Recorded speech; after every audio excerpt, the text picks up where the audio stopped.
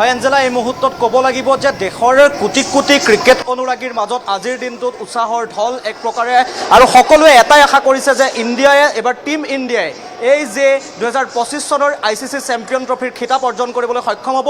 আৰু বৰ্তমান সময়ত এটা বৰুণ চক্ৰৱৰ্তীয়ে পুনৰ এটা উইকেট দখল কৰিবলৈ সক্ষম হৈছে, প্ৰেভিলিয়ানমুখী কৰাইছে পুনৰ এজন নিউজিলেণ্ডৰ ক্ৰিকেটাৰক। গতিকে আমি সম্পূৰ্ণৰূপে আপোনালোকক এয়া যে কটন বিশ্ববিদ্যালয়ৰ এই যিটো ইনডোৰ ষ্টেডিয়াম, এই ইনডোৰ ষ্টেডিয়ামৰ পৰা আপোনালোকক পৰিৱেশ দেখুৱাবলৈ চেষ্টা কৰিছোঁ।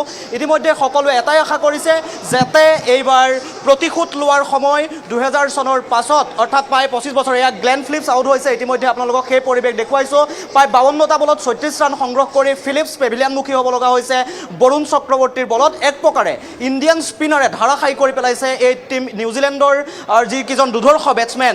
প্ৰথম অৱস্থাৰ পৰাই আপুনি একেটা সময়তে যি কেন উইলিয়ামছনৰ কথাই কওক, অৰ্থাৎ কুল কেপ্টেইন, এটা সময়ৰ কুল কেপ্টেইন কেন উইলিয়ামছনে এইবাৰ ভাল এটা ইনিংছ এই ফাইনেল খেলত প্ৰদৰ্শন কৰিব বুলি সকলোৱে আশা কৰিছিল। কিন্তু উইলিয়ামছনৰ যিটো কুলদীপ যাদৱে যিটো উইকেট ল'লে প্ৰথম অভাৰৰ প্ৰথমটো বলতেই, সেই উইকেটে সকলোকে এক প্ৰকাৰে এই মুহূৰ্তত ইণ্ডিয়ান প্ৰতিজন ক্ৰিকেট অনুৰাগীৰ মাজতে, সকলোৰে মাজতে এক প্ৰকাৰে উৎসাহৰ ঢল এই মুহূৰ্তত এইকাৰণে দেখিবলৈ পোৱা গৈছে কাৰণ বহু কম ৰান হৈ আছে বৰ্তমান সময়ত, আৰু এই প্ৰায় 200 স্কোৰো তেওঁলোকে এতিয়ালৈকে সংগ্ৰহ কৰিবলৈ সক্ষম হোৱা নাই। প্ৰায় 165 ৰানতে প্ৰায় 5টাকৈ উইকেট হেৰুৱাবলগীয়া হৈছে। আৰু এক প্ৰকাৰে আমাৰ যি স্পিনাৰ, সেই স্পিনাৰৰ ওচৰত এক প্ৰকাৰে ধাৰাসাৰী হৈ পৰিছে বুলি বৰ্তমান সময়ত ক'ব লাগিব।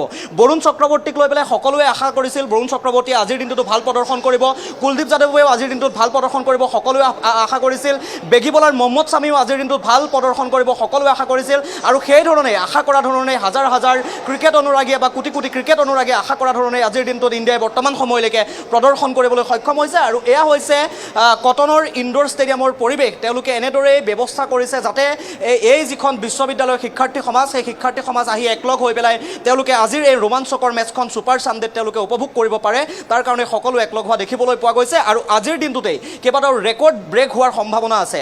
একেটা সময়তে ক'ব লাগিব ইউনিভাৰ্চেল বছ খ্যাত ক্ৰিছ গেলৰ, যে ক্ৰিছ গেলে ICC ট্ৰফিত সৰ্বাধিক ৰান সংগ্ৰহ কৰা এজন বেটছমেন। কিন্তু আজিৰ দিনটোত কিং কোহলিয়ে যদিহে 46 ৰানো সংগ্ৰহ কৰিবলৈ সক্ষম হয়, তেতিয়াহ'লে হয়তো সেই ক্ৰিছ গেলৰ ৰেকৰ্ড ভাঙিবলৈ সক্ষম হ'ব। গতিকে সকলোৱে আশা কৰি আছে আৰু ভবাৰ ধৰণে সকলোৱে এই যি ইনডোৰ ষ্টেডিয়ামৰ ভিতৰ ভাগত এনেদৰে বহি তেওঁলোকে এই যিখন LED তেওঁলোকে বিশেষ যি ব্যৱস্থা কৰিছে, ইয়াতে তেওঁলোকে প্ৰজেক্টৰ জৰিয়তে তেওঁলোকে খেল উপভোগ বৰ্তমান সময়ত কৰি আছে। মই অকণমান কথা পাতিবলৈ চেষ্টা কৰিম।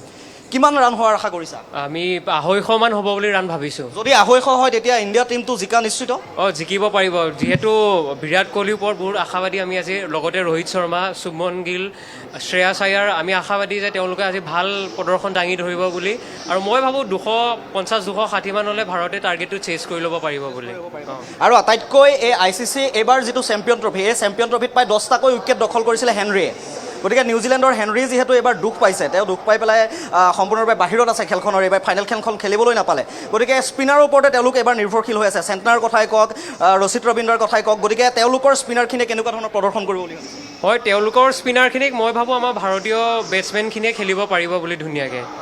মানে তেওঁলোকৰ এগেইনষ্টত আমাৰ ভাৰতীয় বেটছমেনখিনিয়ে ভাল প্ৰদৰ্শন দাঙি ধৰিব বুলি মই আশাবাদী। হিটমেন ৰোহিত শৰ্মাৰ পৰা আজিৰ দিনটোত কি আশা কৰিছে? হিটমেনে আজি ফাইনেলত মাৰিব আৰু সেইটোৱে আশা কৰিছোঁ। আৰু যথেষ্ট তেওঁ এজন চেল্ফলেছ প্লেয়াৰ, এজন এনেকুৱা কেপ্টেইন যাৰ যিসমূহ পৰিকল্পনা আছে একদম নিখুঁত পৰিকল্পনা। আজি চাওক 4জন স্পিনাৰ লোৱাৰ যোনটো পৰিকল্পনা, আৰু সমগ্ৰ উইকেটসমূহ আচলতে স্পিনাৰে ল'বলৈ সক্ষম হৈছে। আৰু ভাৰতীয় জাতীয় দল আজি বিশ্বৰ ভিতৰত আটাইতকৈ শক্তিশালী দল হিচাপে আমি চেম্পিয়নছ ট্ৰফিতে হওক, T20 ৱৰ্ল্ড কাপতে আমি দেখিবলৈ পাইছোঁ ডমিনেণ্ট টীম। এয়াই হৈছে সকলোৰে মনৰ কথা, যাতে 25 বছৰৰ অন্তত যি প্ৰতিশোধ লোৱাৰ সময় আহিছে টীম ইণ্ডিয়াৰ হাতত, সেয়া তেওঁলোকে কৰিবলৈ এক প্ৰকাৰে সক্ষম হ'ব। আৰু সকলো এনেদৰে আহি পেলাই একগোট হোৱা দেখিবলৈ পোৱা গৈছে। একেটা সময়তে ইণ্ডিয়ান ক্ৰিকেটৰ প্ৰিন্স অৰ্থাৎ ৰাজকুমাৰ শুভমন গিলৰ পৰাও আজি এটা ভাল তেওঁলোকে দুৰ্দান্ত প্ৰদৰ্শন আশা কৰিছে। আৰু সকলোৱে ভবাৰ ধৰণে এনেকৈ আপোনালোকে দেখিছে এই যিটো কটনৰ যিটো ইনডোৰ ষ্টেডিয়ামৰ এই ভিতৰ ভাগত এতিয়া এনেকুৱা ধৰণৰ উৎসাহমুখৰ এটা পৰিৱেশে বৰ্তমান সময়ত বিৰাজ কৰিছে। কি আশা কৰিছা? ইণ্ডিয়া জিকিব। কিমান ৰানত জিকিব বুলি ভাবিছা? কিমান ৰানৰ মানে নাজানো, কিন্তু জিকিব। কেনেকৈ ক'ব নোৱাৰোঁ, কিন্তু জিকিব। একেলগে যদি সকলোৱে এটা চেয়াৰ আপ কৰি দিয়া তোমালোক তিনিজনৰ ভিতৰত। ইণ্ডিয়া।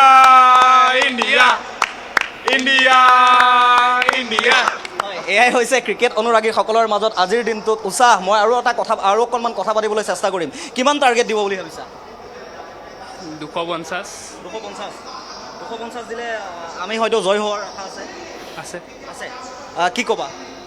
এতিয়ালৈকেতো জিকিব যেনেই লাগিছে, টাৰ্গেটটোৰ ওপৰত অকণ ডিপেণ্ড কৰিব আৰু তাৰপিছত আমাৰ বেটছমেনখিনিয়ে কেনেকুৱা কৰে। ৰোহিত শৰ্মা যদি থাকি যায় ভালকৈ তেতিয়া হ'ব যেন লাগিছে। হিটমেন ৰোহিত শৰ্মাৰ ওপৰত সকলোৰে সকলোৰে কিং বিৰাট কোহলিৰ ওপৰত কি? কিং বিৰাট কোহলিটো কিং হয়, তেওঁৰ ওপৰতো আশা আছে, কিন্তু আজি অকণমান ৰোহিত শৰ্মাৰ পৰা আশা অকণ আছে আৰু।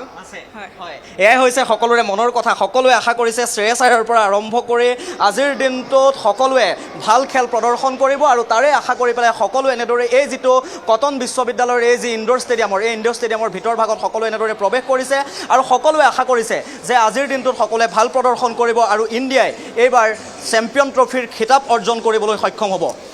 নিউজিলেণ্ডে আমাক বহুবাৰ আশাহত কৰিছে। 2019 যদি ৱৰ্ল্ড কাপলৈ আমি ঘূৰি যাওঁ, মহেন্দ্ৰ সিং ধোনীৰ যিটো আউট, সেই ধোনীৰ আউটটোৱে আমাক সকলোকে কন্দুৱাইছিলে। আজিৰ দিনটোত নিউজিলেণ্ডক প্ৰতিশোধ লোৱাৰ সময়, কি আশা কৰিছা? নিউজিলেণ্ডতো প্ৰতিশোধ লোৱা সময়তে খেলাটো খেলাই। আপুনিতো ক'লে 19 চনত আপোনাৰ ধোনী আউট হোৱা, ইয়াৰে আগতে 2000 চনত চেম্পিয়নছ ট্ৰফিত নিউজিলেণ্ডে ভাৰতক পৰাজিত কৰিছিলে। তে আজি আপোনাৰ 2000 চনৰ যোনটো এটা ৰিভেঞ্জ আছে আৰু 19ৰ যোনটো ৰিভেঞ্জ আছে, যোনটো আজি পিক নিউজিলেণ্ড ছাইড আছে, তাৰে পৰা এটা ৰিভেঞ্জ লোৱা আজি ভাল চান্স এটা আছে ইণ্ডিয়াৰ তাতে। চাওঁ এতিয়া কি হয়। 5টা উইকেট ওলাই দিছে। আৰু এটা ব্ৰেক কৰাৰ আজিৰ দিনটোত আৰু এটা সম্ভাৱনা আছে, যিহেতু আমি দুবাৰকৈ চেম্পিয়ন ট্ৰফি খিতাপ অৰ্জন কৰিবলৈ সক্ষম হৈছোঁ। 3 নম্বৰ বাৰলৈ প্ৰথমটো টীম হ'ব। 3 নম্বৰ বাৰ জয় হ'ব ইণ্ডিয়া? 3 নম্বৰ জয় হ'ব, নিশ্চয় হ'ব। সকলোৱে আশা কৰিছে। ভাৰতত আছোঁ, ভাৰতৰ ক্ৰিকেটটো আপোনাৰ ধৰ্মৰ দৰে মানুহে চায়। Cricket is a religion in India.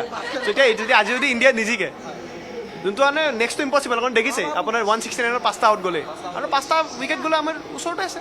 সবাৰ ধৰণে ইণ্ডিয়ান টীমৰ স্পিনাৰে আজিৰ দিনটোতো তেওঁলোকে সফলভাৱে এক প্ৰকাৰে তেওঁলোকে বলিং তেওঁলোকৰ অক্ষুণ্ণ ৰাখিছে। ইণ্ডিয়ান স্পিনাৰে আজি বহুত ভাল বলিং কৰিছে। একচুৱেলি আমাৰ যদি এই গোটেই চেম্পিয়নছ ট্ৰফি কেম্পেইনটো আমি চাওঁ, আমি দেখিব পাম যে প্ৰথম গেমৰ পৰা লাষ্ট গেমলৈ ইণ্ডিয়াই গোটেইকেইখন টীমকে অল আউট কৰাইছে। এতিয়া আজিও সেই বস্তুটো দেখিবলৈ পাই আছোঁ। আজি যদি হয় মানে it will be a record in champions trophy that a single team which is performing without Bumrah is able to take 10 wickets. সেইটো এটা বস্তু দেখিব পাৰিছোঁ। বুমৰাহৰ অবিহনে আমাৰ টীমটোৰ এটা সফল এইবাৰ অভিযান চলিছে। সেইটোৱে। আৰু এইবাৰ যোনটো বৰুণ চক্ৰৱৰ্তী যিটো কৰিছে, ডেট ইজ এবছলিউটলি ফেণ্টাষ্টিক। এইটো এটা কথা বিৰাট কোহলিয়ে ইতিমধ্যে সংবাদমেল যোগে কৈছে। বিৰাট কোহলিয়েও বৰুণ চক্ৰৱৰ্তীক বুজি পোৱা নাই, তথাপিও বৰুণ চক্ৰৱৰ্তীৰ যি ফলাফল সঁচাকৈ বহুত ভাল লগা।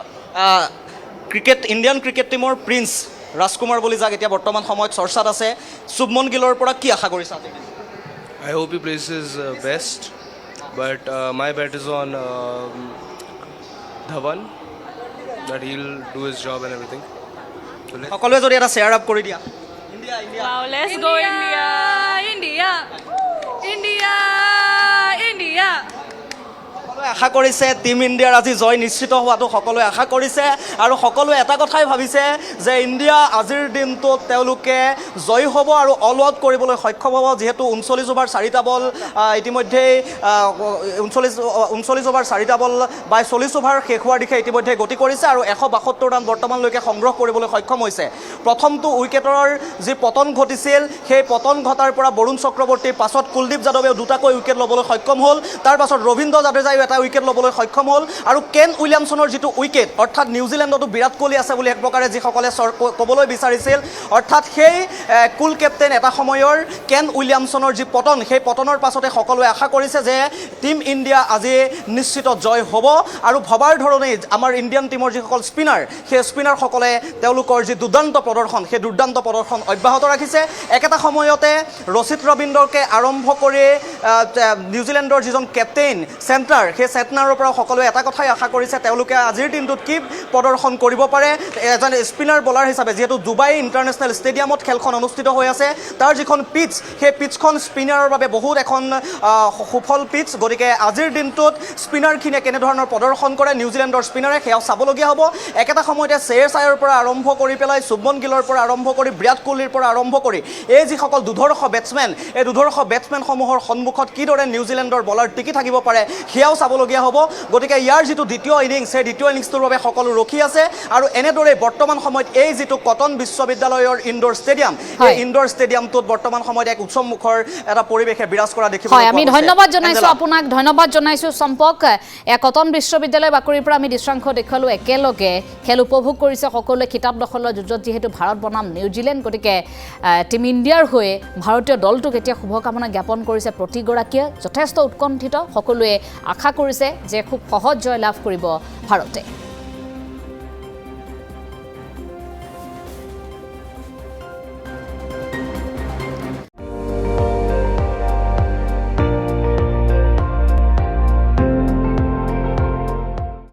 আপুনি চাই আছে ND24 সৰ্বশ্ৰেষ্ঠ নহয় সৰ্বোত্তমৰ দৌৰত